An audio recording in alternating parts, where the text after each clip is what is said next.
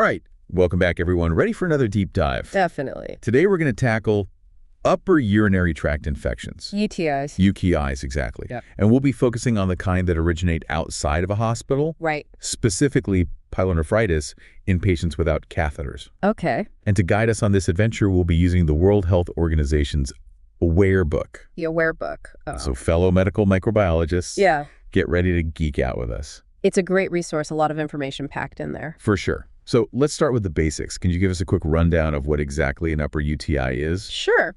Imagine this. Bacteria, they're just hanging out in the perineal area. Right. And then they decide, They get adventurous. they decide to take a road trip up through the urethra, into the bladder, and then bam, So the kidneys. kidneys. That's when we call it an upper UTI, specifically pyelonephritis. So it's like an invasion of the kidneys. Pretty much, yeah. It's when those bacteria reach the kidneys and start causing trouble. And as you mentioned earlier, we're focusing on community-acquired infections today. Right, right. Those are the ones that start outside of a hospital setting. So not the kind you'd pick up during a hospital stay. Exactly. Different ballgame altogether. Got it. Now, I'm curious, are there certain things that can make these infections trickier to treat? Oh, absolutely. Lots of things, actually. Like what? Things like obstructions. Obstructions. Yeah, kidney stones, for instance. Mm-hmm. Anatomical abnormalities. Right. Pregnancy, diabetes. Okay. Those can all complicate things. We call those complicated UTIs. Makes sense. So let's shift gears a bit and talk about what this looks like from a clinical standpoint. Mm-hmm. What kind of symptoms would tip you off that a patient might have an upper UTI? Well, you'd see those telltale signs of infection.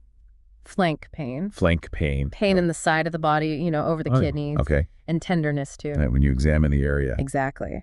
And then, on top of that, they might have some systemic symptoms. Like fever, chills. Exactly. Maybe even nausea and vomiting. Oh, that sounds pretty miserable. But I guess the severity can vary quite a bit. Oh, for sure. It's a spectrum, really. Some folks just have mild symptoms and can be treated at home. With just oral antibiotics. Yeah, usually. But then you have those who get hit really hard. And they need to be hospitalized. Yeah, for intravenous antibiotics. It just depends on how severe the infection is. And what about kids? Do they present any differently? Ah, good question. Kids can be a bit trickier. In what way? Well, their symptoms can be less specific, especially the really young ones. So they might not always complain of flank pain. Right, exactly. You might just see fever, irritability, maybe some digestive upset. So it can be harder to pinpoint the source of the problem. Exactly. It's a bit more of a diagnostic puzzle sometimes. Okay, so let's say we have a patient with these symptoms and we're suspecting an upper UTI. What's our next move? What kind of lab tests are crucial here? Well, the gold standard, the one you absolutely can't skip, is a urine culture. A urine culture, okay. And here's the key. Ideally, you want to get that sample before starting any antibiotic. Before starting antibiotics. Why is that so important? Wouldn't you want to start treatment as soon as possible? Of course, you want to help the patient as quickly as you can. Right. But think of it like this. You're a detective. Okay, I like this analogy. You're trying to catch a thief. Right. But someone went and cleaned up the crime scene. So you've lost all your evidence. Exactly. Starting antibiotics before getting a urine culture. It's like cleaning up the crime scene. Exactly. You might be masking the culprit, making it harder to figure out exactly which bacteria is causing the infection. So we're essentially preserving the evidence. Exactly. The urine culture before antibiotics helps us pinpoint the specific bacteria. So we know what we're dealing with. And also how susceptible it is to different antibiotics. Oh, that's crucial for treatment. Absolutely. It guides us towards the most effective treatment plan. Makes perfect sense. So let's say we do the urine culture and it comes back positive. Does that mean we've found the culprit? Well, not so fast. It's not always that simple. Oh, how so? Just because we find some bacteria in the urine doesn't automatically mean there's a full-blown infection going on. There's more to it than that. There are things to consider, like minimum cutoff concentrations. Minimum cutoff concentrations, what are those? Basically, it's the minimum amount of bacteria that needs to be present for it to be considered clinically significant. It's not just about the presence of bacteria, but the quantity, too. So we need a certain amount to be sure it's actually causing an infection. Right. We also have to rule out contamination during sample collection. Right, that makes sense. And then there's this thing called asymptomatic bacteria. Asymptomatic bacteria, that sounds like a mouthful. It is, but it's an important concept. Basically, it means you have bacteria in the urinary tract, but they're not actually causing any symptoms or harm. They're just there minding their own business. So you can have bacteria in your urine and not even know it and not be sick. Exactly. It's more common than you might think, especially in older adults. Interesting. So a positive urine culture doesn't automatically equal infection. No, not necessarily. We have to take into account the whole picture. The patient's symptoms, medical history, other lab findings. Right. It's all about putting the pieces together. Exactly. So we've got our urine culture. What other lab tests might be helpful in this scenario? Well, a urinalysis can give us some quick clues. It can detect things like white blood cells. White blood cells. Right. If there's an infection brewing, those white blood cells, our body's soldiers, will be there in the urine. Like a reinforcement. Exactly. You might also see red blood cells, which can point to inflammation. Okay. And nitrates, which are produced by certain bacteria. So it's a quick snapshot of what's happening in the urinary tract. Yep, pretty much. What about blood tests? Do they play a role here? Definitely, especially if the patient is hospitalized or looking very ill. Blood cultures can tell us if the infection has spread to the bloodstream. Which would be serious. Very serious. Got it. So we've talked about the lab tests, but we still need to identify the culprit, the specific bacteria causing the infection. What are some of the usual suspects we encounter in upper UTIs? The bacterial lineup. Well, in most cases, the prime suspect is good old E. coli. E. coli, of course. Yeah. Always up to no good. But are there any other accomplices we should be aware of? Oh, absolutely. We also see our fair share of Klebsiella pneumonia, Proteus mirabilis, Enterhoccus spepi, Right. and Streptococcus agalacti. So it's not always a solo act. We could have a whole gang of bacteria involved. Exactly. And keep in mind, if the patient's been on antibiotics recently or has been hospitalized, we got to consider some of the tougher guys like Pseudomonas aeruginosa and Acinetobacter baumannii. Oh, the more resistant ones. Exactly. They can be a bit trickier to deal with. And that brings us to the issue of antibiotic resistance, which I know is a growing concern with UTIs. It's a huge concern. Yeah, it feels like the bacteria are always one step ahead. They're crafty, that's for sure. So how do we stay ahead of the game? Well, we have to be smart about it. Choose our weapons wisely. So it's like a constant battle. Kind of, yeah. Yeah. We need to consider local resistance patterns, the patient's individual risk factors, the severity of the infection. It's all connected. So we've covered definitions, symptoms, the usual bacterial suspects. What about imaging? Is that something we routinely do for upper UTIs?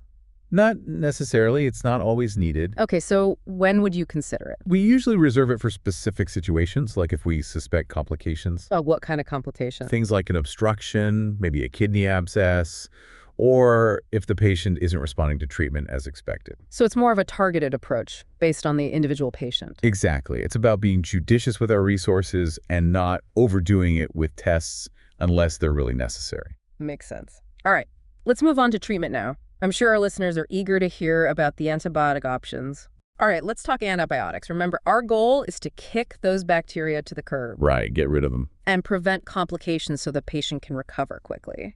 And you mentioned earlier that E. coli is usually the main target? Yep, in most cases. So how do we choose the right antibiotic? I'm guessing it depends on how severe the infection is? You got it. Mild infections, moderate infections, severe infections. Different approaches. Different approaches. But the good news is that a lot of UTIs can be treated with oral antibiotics at home. Oh, that's good to hear. So let's break it down. What are some of the go-to antibiotics for those mild to moderate cases? Well, for adults, a common choice is ciprofloxacin. Ciprofloxacin.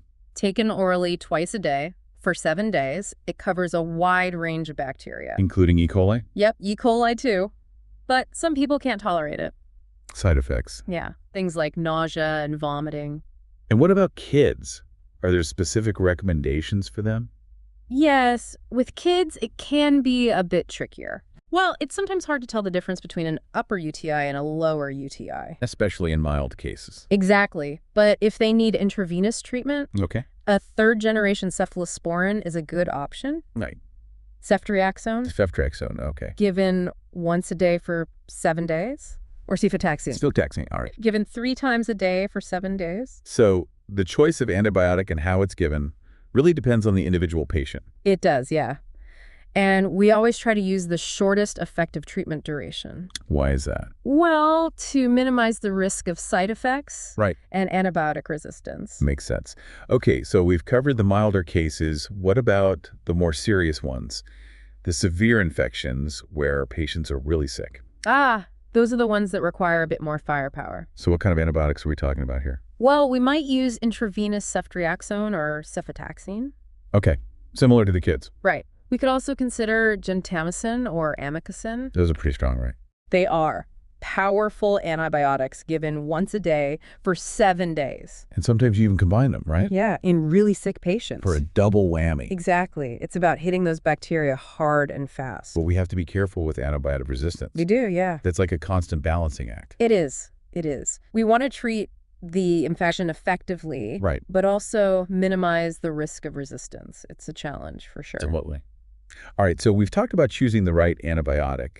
But before we get too deep into that, I want to take a step back and talk about how these infections actually develop. What's happening at the cellular level? The pathophysiology behind it all. The microscopic world. Exactly. It's fascinating to think about. It is, isn't it? So upper UTIs develop when bacteria... It's usually from the gut. Usually, yeah. They manage to overcome the body's defenses and invade the urinary tract. Specifically the kidneys. Right, the kidneys. So it's not just about bacteria being present. It's about them actively attacking and causing damage. Yeah, exactly. Our bodies have these amazing defenses. Right. But sometimes those defenses are weakened or the bacteria are just super aggressive. And when they reach the kidneys. That's when the trouble really starts. Inflammation. Symptoms. Exactly. That's how it all unfolds. It's incredible to think about this microscopic battle happening inside our bodies.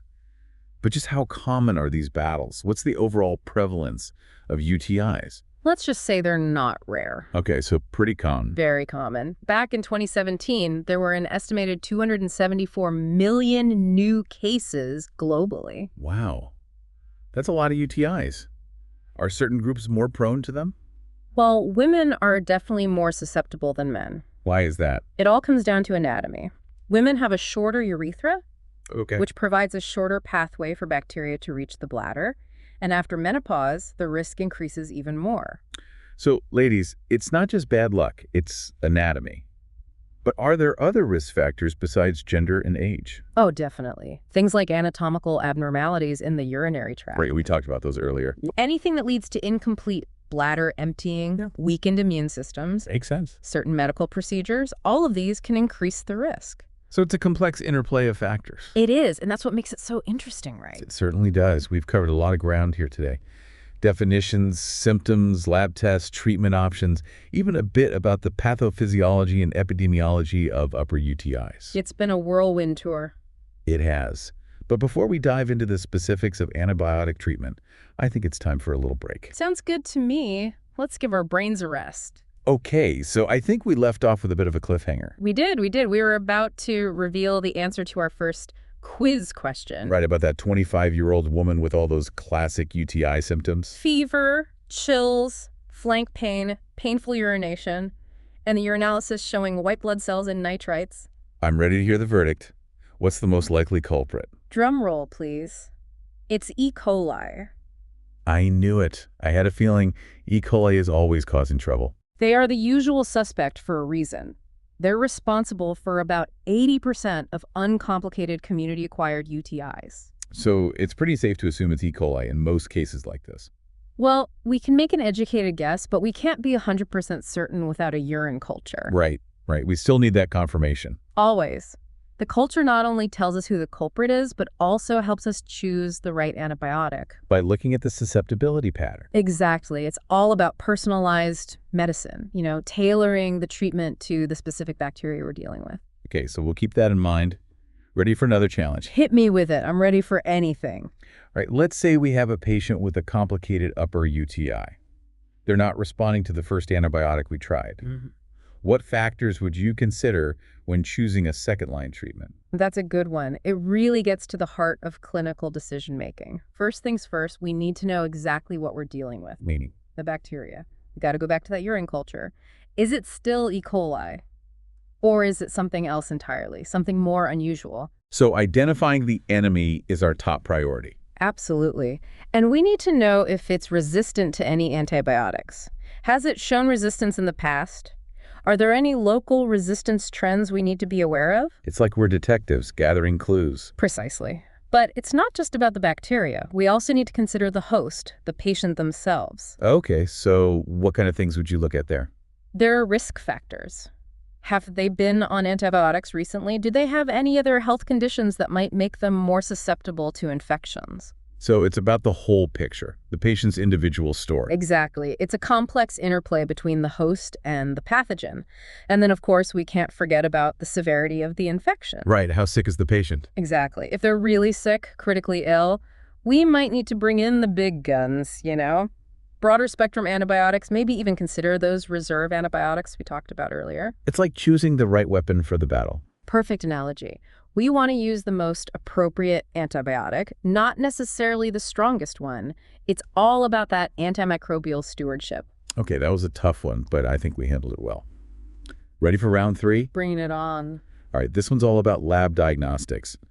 What's the significance of a positive urine culture in a patient with suspected upper UTI, and why is it so important to get that culture before starting antibiotics? A classic. So, a positive urine culture means we found bacteria in the urine, but that doesn't automatically mean infection. Right. We talked about all those other factors, the minimum cutoff concentrations, the possibility of contamination, asymptomatic bacteriuria. Exactly. It's not a simple yes or no answer. We need to correlate the culture result with the patient's symptoms, their medical history, other lab findings. Okay, so the culture is just one piece of the puzzle. Exactly. Now, the reason we emphasize getting the culture before antibiotics is because we want a clear, uncontaminated picture of what's going on. It's like taking a picture of the crime scene before anyone touches anything. Perfect analogy.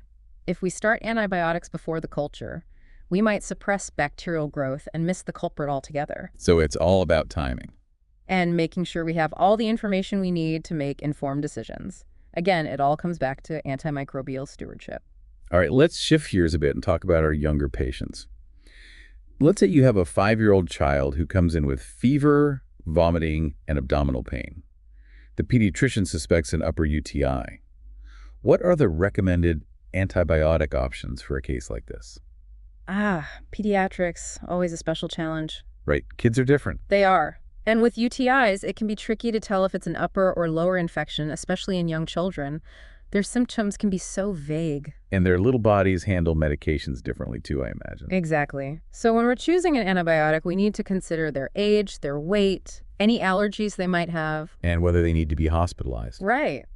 Can we treat them at home with oral antibiotics, or do they need intravenous therapy? Tough decisions. So what would be a good starting point for a child who needs intravenous antibiotics? A third-generation cephalosporin is usually a good choice, ceftriaxone or cefotaxime. And what about oral options for those who could be treated at home? Well, we might start with something that's recommended for lower UTIs and see how they respond. But again, it needs to be tailored to the individual child. It sounds like antimicrobial stewardship is even more important in kids. Yeah. We need to protect those antibiotics for their future. Absolutely. Okay, ready for the final brain teaser? Hit me. All right, let's go back to the microscopic world. Describe the pathophysiology of an upper UTI. How do these infections develop, and what factors influence their course? Okay, let me see if I can paint the picture. We have our bacterial invaders, usually coming from the gut. They journey up through the urethra, past the bladder, and finally reach the kidneys. The epic voyage. Exactly. But along the way, they encounter resistance, right? The body's immune system is trying to fight them off. Right. The immune system is putting up a valiant fight. But sometimes those defenses are weakened, or the bacteria are just too strong. And they break through. Exactly. And when they get to the kidneys, that's when they really start to cause problems. They multiply, release toxins, trigger inflammation. That's where those classic UTI symptoms come from. So it's not just about bacteria being present. It's about their ability to overcome the body's defenses and establish themselves in the kidneys. Precisely. And the outcome of that battle depends on a lot of factors. Like what? The virulence of the bacteria, the strength of the host's immune system, even the local conditions within the urinary tract. It's a complex interplay. Wow, it's amazing how much is happening at the microscopic level. Isn't it? It's a whole world down there. And understanding how it all works can help us make better decisions about treatment and prevention. Well, I think we've covered a lot of ground today. from the basics of upper UTIs to the complexities of treatment and the fascinating world of pathophysiology. We've barely scratched the surface, but hopefully our listeners have a better understanding of these infections now. I'm sure they do. And I think it's time for a quick break before we delve into the final part of our deep dive. Sounds good. Let's grab a coffee and come back refreshed. Okay, welcome back, everyone. Refreshed and ready to wrap up our deep dive into upper UTIs. Definitely. So before the break, you were about to leave us with a final thought. Right, a final thought. It's something that's been weaving its way through our entire conversation today. Okay, I'm intrigued. Lay it on us. Antimicrobial stewardship. Stewardship. It's a word we've been hearing a lot today. And for good reason. With the threat of antibiotic resistance growing every day, it's crucial to be mindful of how we're using these precious drugs. So it's about more than just treating the current infection. It's about thinking long term. Exactly. We need to be thinking about the future, making sure these antibiotics are still effective for generations to come. Because if we're not careful, we could end up with superbugs that are resistant to everything. That's the nightmare scenario. We don't want to get there. So how do we prevent that? How can we be better stewards of these antibiotics? Education is key. We need to educate ourselves, stay up to date on the latest guidelines for UTI treatment, understand those local resistance patterns, right, and be aware of the risks and benefits of different antibiotic choices. It's about weighing the options, not just reaching for the strongest drug every time. So it's about being thoughtful and making informed decisions. Precisely. And we need to educate our patients too. Explain why it's so important to finish the entire course of antibiotic. Even if they're feeling better. Even if they're feeling better, yeah. Because stopping early can lead to resistance. Exactly. And I guess prevention is also important. Oh, absolutely. Things like staying hydrated, practicing good hygiene, urinating after intercourse, these simple things can go a long way in preventing UTIs. So it's a multi-pronged approach. Prevention, education, and judicious use of antibiotics. Exactly. We all have a role to play in this. Healthcare providers, patients, policymakers. Yeah, everyone. We all need to work together to protect these life-saving drugs. Well said. This deep dive has been incredible. I feel like I've learned so much. Me too. UTIs might seem like a simple topic, right? But there's so much complexity beneath the surface. Absolutely. And huge thank you to all our listeners for joining us today. We hope you found this deep dive informative and engaging. Yes, thank you for listening. And remember, this is just the beginning. There's always more to learn. Keep those brains buzzing. And we'll see you next time for another deep dive into the fascinating world of microbiology. Bye, everyone.